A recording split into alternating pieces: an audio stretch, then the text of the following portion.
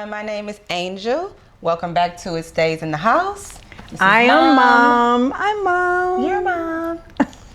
This is my favorite girl, and today's conversation will be about parent favoritism and sibling rivalry. And this may be a little touchy for some people to hear because it may trigger your own emotions, especially because some have been either the favorite sibling or the one who always felt they were in a rivalry. Mm-hmm. And you may have been the one that the parents did or did not favor. However, we need to talk about that because most people believe it does not happen, but it does. It definitely does. Oh boy. Let us get into that.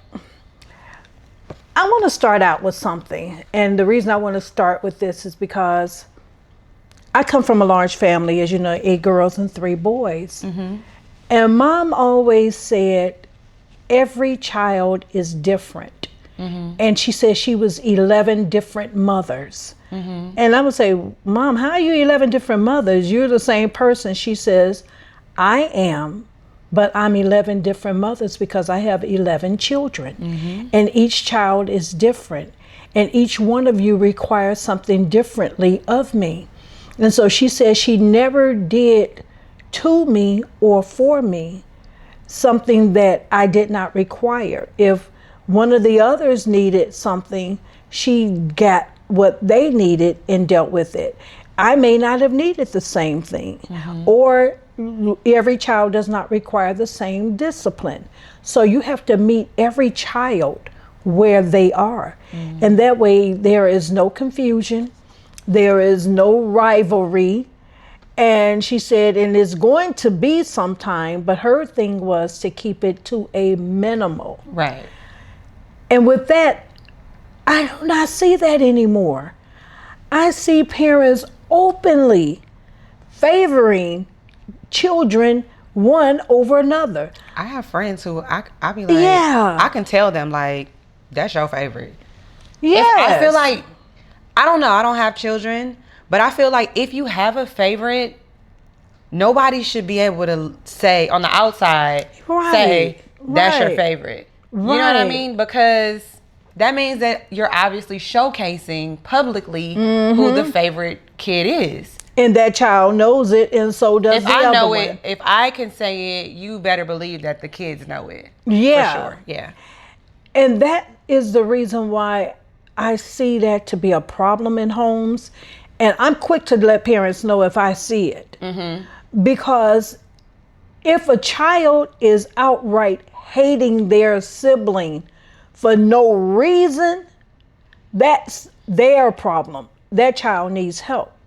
But if they're doing it because the parent is letting the world know, they're literally publishing it on the front of the newspaper. They don't have newspapers no more, do they? I don't know. Okay, I don't know. Anyway, they're putting it on, I guess you all, social media is the newspaper today. Yeah. Okay, they're putting a big poster out saying, this is my favorite child. Mm-hmm. So that is going to cause a problem. Yeah. So I hate that sibling rivalry because of parents. So my question was just about to be, do you think that sibling rivalry, the foundation of it or its origin is from the parents? Do I think it's from the parents? Yes. Yes and no. The reason I say yes is because some parents have openly catered to a particular child based on how they feel. Some parents have actually caused harm to some children based on how they feel about their dad or their mother. Mm-hmm. So if there's a rivalry, that does have something to do with the parent. Now, if there are 2 children in the same home, same mom, same dad, there should not be any rivalry among those children.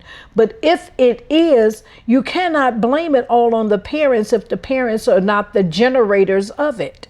Sometimes it's the child's own insecurity. So, Okay, because I just believe in like structure and like a chain of command, right? So then if there are two kids that, you know,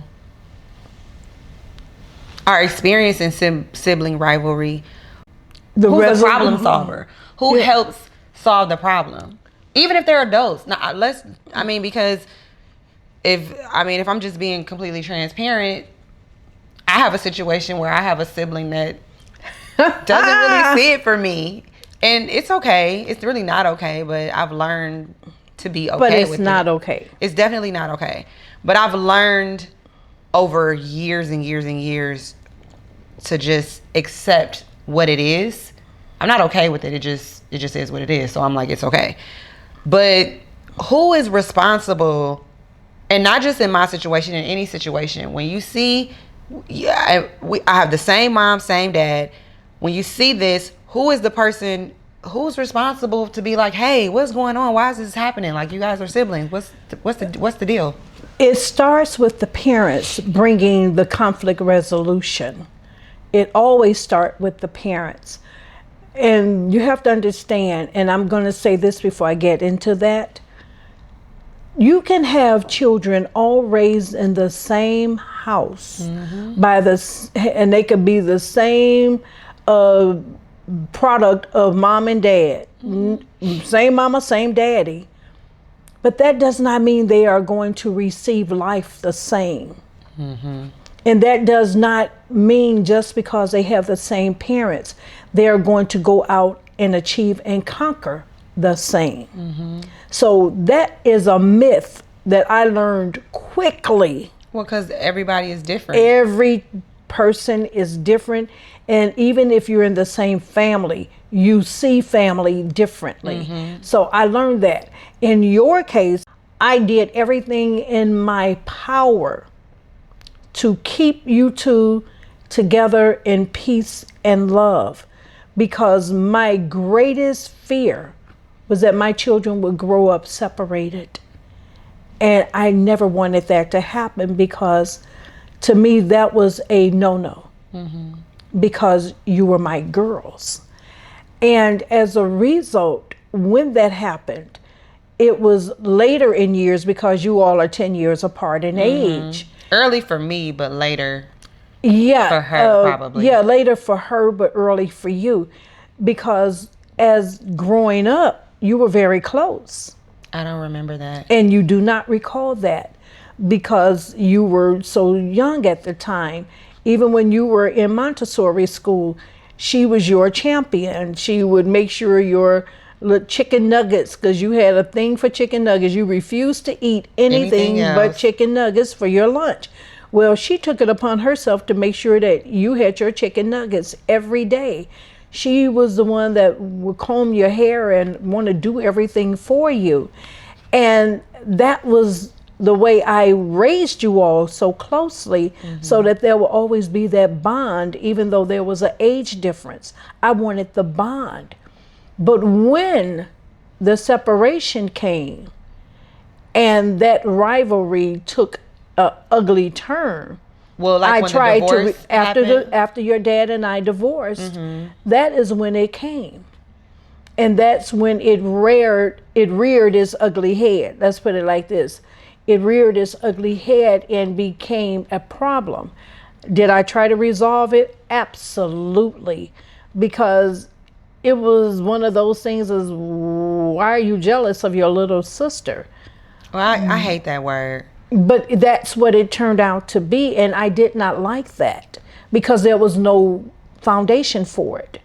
You were different ages, but at your age, when she was younger, she got that and more, because she was the product of being in a house with both mom and dad. Yeah, I didn't experience you lost that. Well, I did, but by I the don't age of 3, you did not have that but security. She had it until she was 13. She had it until she was 13, of being in the house with both of us.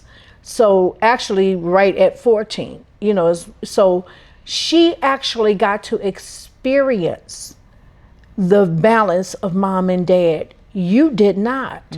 And the anger of the divorce, I believe, was her way of taking it out on you. And you became the target of her anger, and that sibling rivalry took that turn. That's my belief.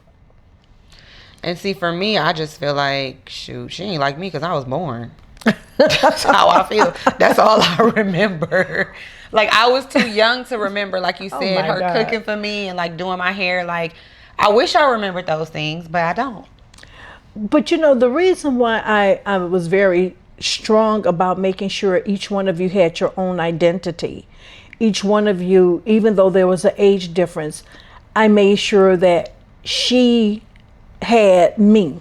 And I made sure you had me. And then I would do things where it was the two of us when I was in corporate America. On the weekends, I would just get you two in the car, say, pack your swimsuit, pack this, pack everything, let's go. Point which direction you all want me to drive in. And whichever direction you all pointed, that's the way I would go. And we would just drive, eat, stop, we just have fun. And wherever we stopped in a very nice, safe area, we would go and get the hotel there. And you all would spend the weekend. I remember that a little bit. Yeah, and you all would spend the weekend in the pools, just having fun. I kind of remember that. And so when the separation came, it was hard because I could not fathom what happened. Right. And as you grew older, she grew older, and that it got worse. Yeah. But then you became the teenager to her that had everything that she did not have, which was not true, because the choices were made differently and you went in different directions. Yeah, we are so different. Yeah. Well, you got a car at 16. You earned it. Honor roll at 16. You not only was on the honor roll with straight A's, but you were also in college. You were doing college and high school. So you earned that. And so I did those things for you because you did what was right. And it was not that I was showing favoritism, but she was married with a family. So things were different at that point. You were at home literally as an only child at that point. Right. So she saw you as a teenager and saw what you were getting when she doesn't remember the things that she used to have. I feel like I disturbed her life. Being the center of everything as an only child? No. Just by being present. Because for her, right. So yes, exactly what you said. By her being the center and being the only child. And then now there's another child. And I feel like I literally just disturbed her life because it was just too, I don't know if the gap was too big. Maybe if we were both younger, like if she was 4 or 3 when I was born or something, and then we could have actually been friends and grew up as sisters and also friends. But I believe that the gap was so big that it just was like a disturbance. Like, what is this? Get it out of here. I can understand that, but the one thing I made a point of is always keeping you two separate as people. Because when parents try to group the children together as one, that can be a problem. No matter if they are the same age group or not. Every child needs their individuality. Right. And I gave that to her. I gave that to you. And I don't know if she can remember all of that, but I did that purposely because I never wanted each one of you to feel that you were impeding or intruding or interfering. Well, I that needed did not you. work because I definitely But felt like I tried. I intruded. But I tried. And I made sure that I kept that love and kept making sure that you two were as close as I could keep you. Because to me, when a parent shows favoritism, that pits the children against each other. And that's not healthy. So that is why it's the parent responsibility to navigate those waters. And I tried, but it did not work. I never felt like a favorite though. I just felt like I was just there and she wasn't. And that wasn't my... Well, you were the baby. Well, no. Yeah. Her choice was to not be there. So I didn't feel like after the favorite. Divorce, Yeah, I never felt like a favorite. I just felt like I'm here and you're there. Like, I feel like growing up, I felt like she had dad and then I had you. But that wasn't a decision that I made. Right. I feel like that was more of a decision that she made. Yeah, at 14. And I never wanted there to be rivalry between you two because as a parent, there's so much love in my heart. And again, I never wanted her to feel the baby took my life, nor did I want you to feel you were insignificant because all the focus was on the other one. But when we divorced, unfortunately, years later, she chose to live with her dad because I had too many no's on the list. What? Age appropriate. So when she went to live with her dad, I know that hurt. And it caused a separation with the two of you. But the rivalry became more obvious when you grew up. Yeah, we never bounced back from that. But it really only showed when you grew up. Yeah. Because when you grew up and you started getting things. Or just having my own personality and my own voice. Yeah. It just was. That's when things began to change the most. Because, again, you had freedom, but there was boundaries. You had a brand new vehicle at 16, but there was boundaries. So people are seeing you with things, but they do not see the boundaries attached to it. You were not going to take that car and just go Free Willy style all over Michigan and just live life freely. The first time I got to see on my report card, give me them car keys. Yeah. You lost your mind for a while, so we took the keys. You know, everything is age appropriate. But sibling rivalry, it does start in the home, but it's the parents' job to try to put that fire out. And the problem was that you were in two separate homes at that point. Right. And so it was impossible for me to control the flame. Because even when I would make sure it was out, it would come back on a different scale, different time. And so it was not because you were compared to one another. No. Because we never did that.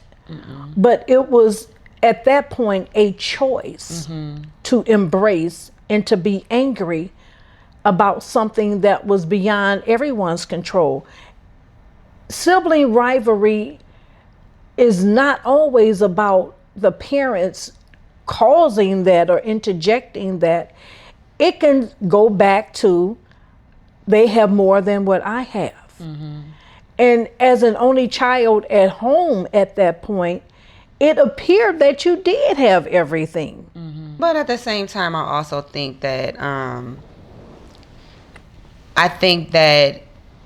when you become a parent, you are gifted in different ways. Like, whereas I'm getting clothes and, like, you know, things that are just for me because it's just me. If I have a child, I understand that when people gift me with things, it might not be for me anymore. It might be for the kids, or it might benefit the kids. It might be a car seat. It might be clothes for the kids. It might be I'm taking the kids to Disney on Ice. I want to take your kids. Right. Whereas if a person doesn't have kids, hey sis, let me take you to brunch with me. So it's more like I'm doing it for you. Right. But at the end of the day, everything I do, even when I do for the kids, it's all for you. But I don't. It's not perceived that way. But see that again, even or is that me being a person that doesn't have kids and looking at it that way because I don't have kids and I've never been in that hot seat to feel like nobody does anything for me. Everything is about the kids. That's easy for a person for me to say because I don't have kids. So when anybody does something for me, it's for me. But I have been told that is true. It's about you do for the children, but you're not doing it for me. You're taking the kids, you're buying the kids, you're helping the kids, but you're not helping me. In other words, I'm the child. Or I'm a person too. Versus, yes. So, have you ever experienced sibling rivalry? Oh boy, yes. Unfortunately, with as many siblings as I had, I experienced it in some of the harshest ways. But it was not because my parents did anything wrong. It was because, in my case, the worst offenders were outside of my house because of the fact that I was that studious child, constantly getting what they called back in the day double promoted. Now I'm not the little sister. I'm up there with the big sisters in school. But in age. Yeah, but in age, I'm still the little one. But in academics, I'm right there with them. And the teachers are constantly saying, oh, she's so smart. She's this, she's that. And everyone is talking about, oh, that's the smart one, or that's the pretty one, or that. That created my drama. And my parents were quick to say, do not say that. Do not do that. We don't do that. All my children are beautiful. And so that was one of the problems that I unfortunately encountered sibling rivalry with. And that was outside influence. I had a teacher literally tell one of my sisters, my older sisters, well, what do you mean you can't get the problem right? Your sister did that problem with no, at ease. Ignorant. Yeah, and that should never have been. So it caused her to be angry at me. So that created a rivalry that had nothing to do with me.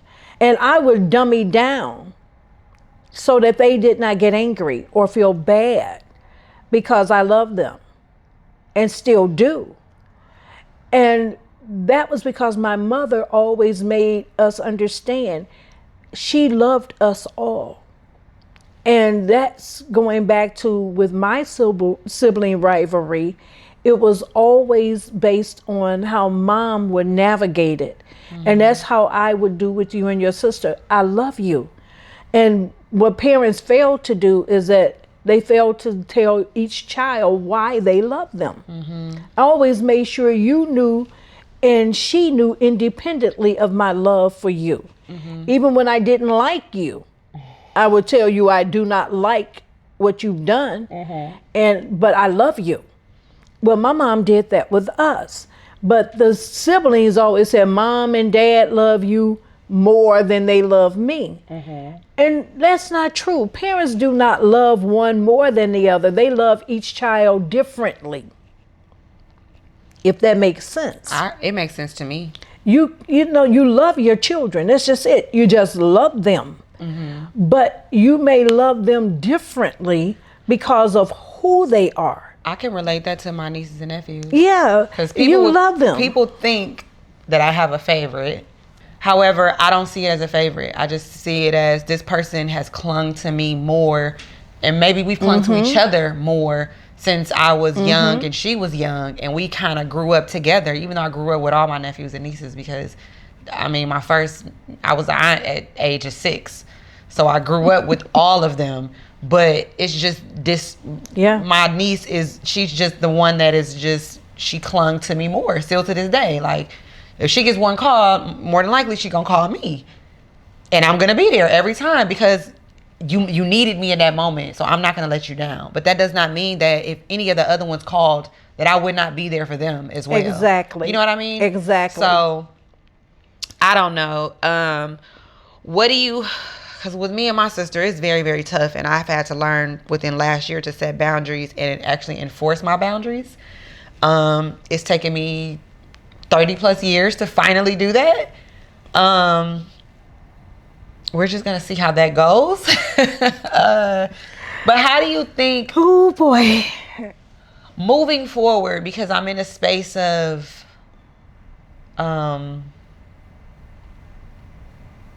like no contact. Okay. Because that's best for me. It's okay. I know. It's hard. And I do not expect this to be easy because the love is there. Even with the boundaries, the separation, the no contact, it does not stop the love. I tell people, because you're not talking to a person does not negate how you feel. And because you love her so much, you have to stay separated so that you can endure. And that love does not become hurtful. It's been hurtful too much. Yeah. It's been a long road, and I'm in a space of enough. Prayer. That's all I can really do. And just hope that at some point there will be some sort of reconciliation. I mean, I don't know what else to do. I don't know what else to say. I can't, it's tough because I don't know what to do. I feel like I've said everything. Like, yes. Anytime I say, what have I done to you? I never get an answer. Because in my heart and in my reality, I've never done anything to this person. But that does not mean that to them, that they feel like that. Which is why I'm like, well, what did I do to you? And there's never an answer to that question. Which lets me know that, yeah, girl, ain't nobody did nothing to you. You just don't like me. And why? Yeah. And I don't ever get an answer to the question why. I'm recently hearing through other family members the why. And it's kind of the reason why I've just said, okay, I'm going to stop. Because it doesn't have anything to do with me. Like, really, no. It doesn't.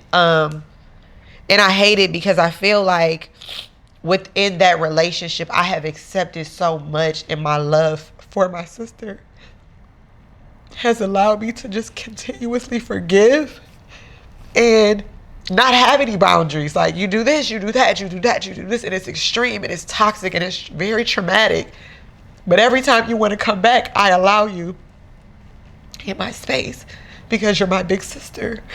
But at what point do I feel safe in any of this? It's like, even when we are getting along, I just know in my heart it's just a matter of time that the clock is ticking. Because I could say one word and boom. And it still won't have anything to do with me. It could be us talking about something that has like two different people. And I could just give you my opinion on it. And if you don't agree with that, it's like, you hate me all over again. I'm the worst thing that happened to you. Blah, blah, blah, blah, blah, blah, blah, blah, blah. And it's like, I do need a tissue, but I'll be okay. It's like, I just have to learn to love her from a distance. Okay. Baby, as the mother, the one thing I am going to say is that I know without a doubt you have been a good sister. You have given. You have been there. You have tried to fix what you had nothing to do with. Nothing. You've done it all. But at the end of the day, even enduring the words, all those things that you had to endure, the only thing I can say to you is the same thing that I tell myself, who has been the victim of sibling rivalry. As long as you know in your heart, you did not create that. You did not start it, nor did you stoke the fire to keep it going. I had to ask myself, if that was not my sister, if that was not my brother, would I entertain that person? No way, shape, or form. And the answer became a loud absolutely no. Not. And when the pain became unbearable for my heart, Mind you, I said for my heart. Yeah. Not my mind, but for my heart. Yeah. That is when I set boundaries. And like the old folks used to say, and I'm old, but I'm saying it, I'll feed you out of a long handle spoon. I don't even have the spoon out no more. But give me my spoon. Matter of fact, give me my spoon back. And you go eat somewhere else is where I'm at with it. And whenever you're ready to come back and be kind and actually be a sister, that's acceptable. Then I might share with you. But they have to show that they should be back. Yes, absolutely. And I'm saying, but in the meanwhile, that doesn't mean you ever stop loving them. No, you love them. And I never let nobody else talk about her in front of me either. Like, that's still my sister. That's love. Yeah, it's still my sister. And that is why sibling rivalry should be talked about, because it happens. It exists. We have siblings in this society today literally murdering each other. Oh my God. I could never imagine. And no, we would never do that. I'm just saying, but now, it's happening on the news. She would never do that to me. At least I don't think. Really, she would never do that to me. But we hear about it too often on the news. So we never want that to happen. But unfortunately, it is happening. It is. And as a result, we can only say there are times when if that person was anyone but your flesh and blood, what would you do? You would not have anything to do with them. There are times when the best thing you can do is show them and yourself grace. Mm-hmm. And grace is when God is giving us what we do not deserve. Mm-hmm. And you give them grace by staying away, making a separation. Because I think it's too hurtful. Yeah. And no one should endure that. And you're not going to do it on the street.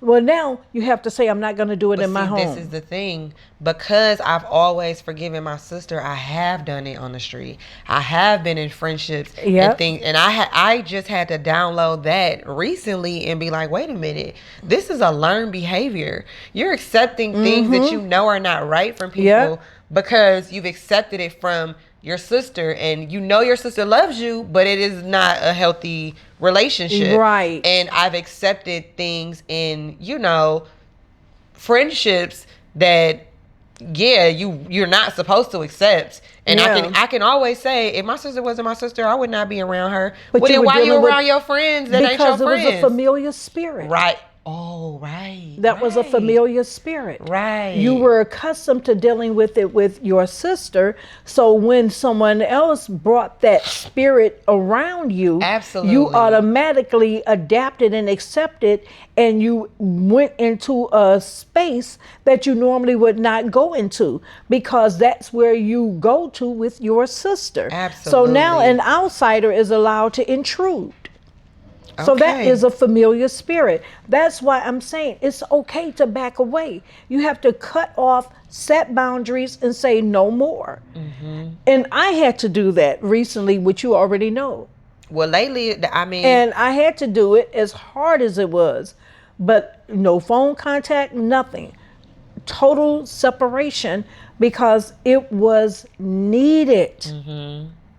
I could not deal with it. And the sad thing is that it is like a breath of fresh air that I've finally let that, not her go, but that version of her go. Yes. And friendships that I had to let that go as well, because it's like it is a familiar spirit. Yeah. That's exactly what it is. It's a familiar spirit, and it's reappearing, and that's how it can attack you, because it's something that's been around you your entire life, and you've been dealing with it, and you're not navigating it. I wasn't doing good, if we're being honest. I wasn't doing well at all with this situation. You were in love with the thought of who she should be. Yes. And who she could be. Yes. And parts of you as a child may remember who she was. I don't think I do, but maybe my heart does. Your heart does. I don't think mentally, I don't remember that. But I just know what I've always wanted and what I've always wanted. So I've always kind of sat around like, maybe one day she'll see me. Mm-hmm. Yeah. I understand that too vividly. But with that, I do have a question. Yes. And I'm asking this because maybe I just want to know. As a child, do you think because I spoiled you so much, that is what caused the rivalry or the separation between you and your sister? I used to think that, yes. Up until I started doing my own digging, I used to think that that was it. And I used to believe the things that she said, most of the things that she said, which was I was spoiled, she wasn't, and I was all these things like spoiled, and she just was like not. And that the treatment, my favorite. No, she never told me favorite. She never said that to me. Good.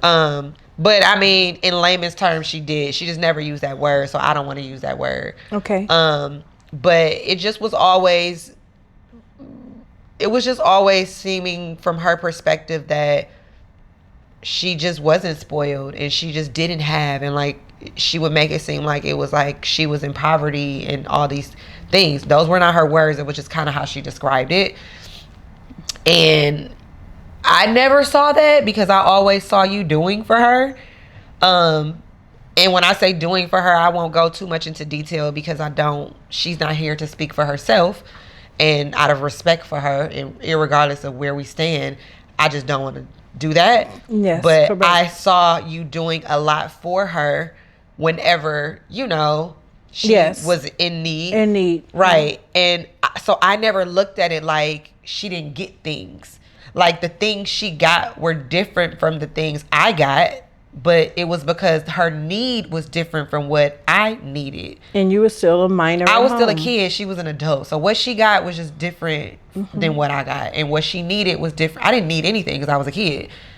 But it just was different. Yeah. So I do know that there was a difference in that, but I still always looked at it as you being a giver. It was just, like you said, you had to be a different mother to her than you were to me. So what you gave her was different than what you gave me because each of us needed different things. Yes. So I never looked at it like, oh, I'm the spoiled one. I'm the one. I looked at it like she gets what she needs. I get what I need.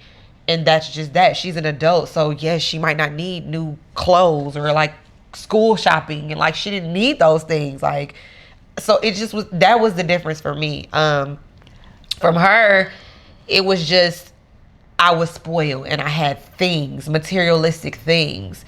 And I don't know, it just.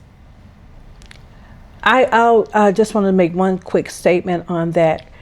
And what's ironic is that what you had at your age, because of my position, I was able to buy you much.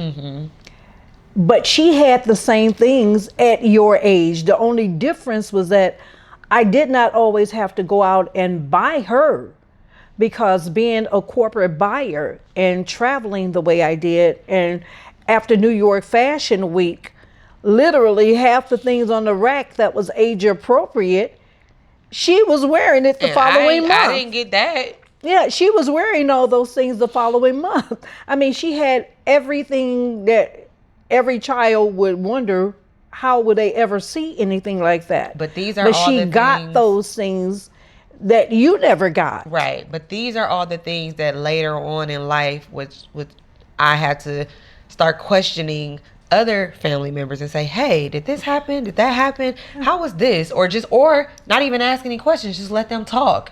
And as they're talking, they're telling me, yeah, she was just, y'all were the same. Like, your mom is the same mom. Like, she was spoiled. Yeah. So, yeah. If there's one thing that I could say to you, it's just that I don't ever want you to feel like you not a good mom. Wow. To either one of us, because for a while I was made to believe that maybe you weren't the best mom to her, and I had processed it at, okay, well, she had you at 30 and had me at 40. That's two different versions of a woman. A 30-year-old woman is not the same as a 40-year-old woman. And a 30-year-old woman who 20 and 30. 20 and 30. I'm sorry, I'm adding years to you and me. Sorry, you had her at 20, me at 30. A 20-year-old woman is not the same as a 30-year-old woman. And I had to just understand that you had a lot of responsibility at 20 as well. A wife, you know, there was already 2 kids when you joined the marriage, and then you guys added a third, being my sister. And then there was you guys having this big, huge church on TV, radio, like this, you know, this mega church basically. And then you're the first lady, and then it's like all these responsibilities at 20. That's a lot. I feel like by the time you got 30, you know, the marriage was going through its own things, and then it was kind of like your life was kind of like, I won't say slowing down, because shifting, but it was a shift in it, and it was more quiet for you, and it was just more. It wasn't as I'm gonna go. Like, it was just different. So maybe you had more time. Like, and maybe you're older, so it's like you're just a different person than you are at 20 and 30. So I would process it like that. Like, okay, yeah, maybe we did have 2 different moms. She was 20 when you were born. She was 30 when I was born. That's 2 different people. Now she has much more experience. She has 10 years of experience of being a mom. So of course she's gonna mom better. Or different. I don't like to always use the word better, but different than she mommed you. But I never looked at it like I had a better parent or she had a bad parent. Like, and I just want you to know that you weren't a bad parent.